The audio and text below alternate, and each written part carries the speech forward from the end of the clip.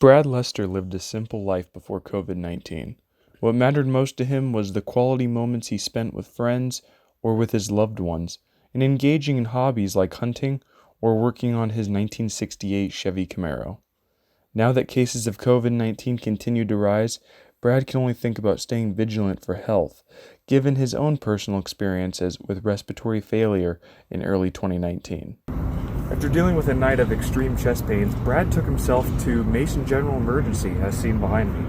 However, Brad didn't realize that his trip to the emergency room was going to turn into a life-altering journey of uncertainty. The night I started feeling sick, I went into the hospital, Mason General, and ended up being told I was a lot sicker than I thought, and they transported me to St. Anthony's that night by ambulance. I had double lung pneumonia and AFib and deep vein thrombosis with blood clots, basically, from the AFib. Brad says that he never thought of himself of being an easily sick individual, but after spending nearly a month at St. Anthony's Hospital in Gig Harbor, Washington, he became aware that anything could happen at a moment's notice.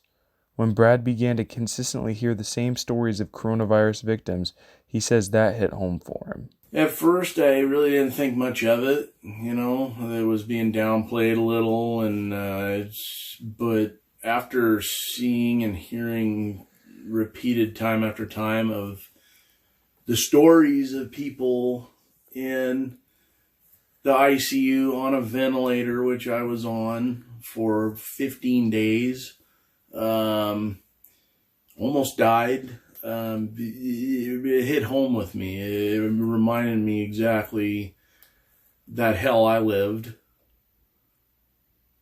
a couple years ago. It was almost the same symptoms, but it wasn't that. It absolutely hit me right there in the core, and it scared me. Before COVID-19 ravaged the world, many people did not know how a medical ventilator, a device that kept Brad from dying, functioned in the first place, let alone the purpose of it.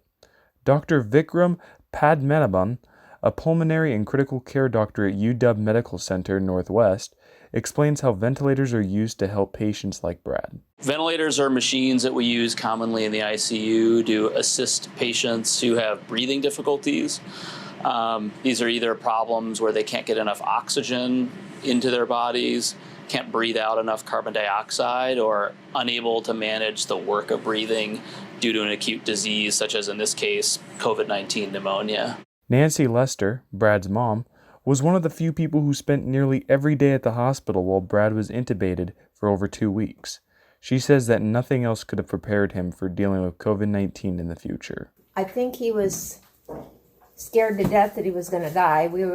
We all thought that could be a possibility. And Brad was a type of person that didn't think he needed a flu shot. He never thought he had to go to the doctor. And it kind of changed his opinion, I think, on how to live his life and stay healthy. He started getting a pneumonia shot and flu shots and actually taking way better care of himself.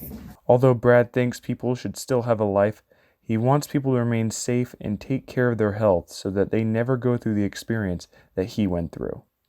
I'm Alan Leister, Murrow News 8.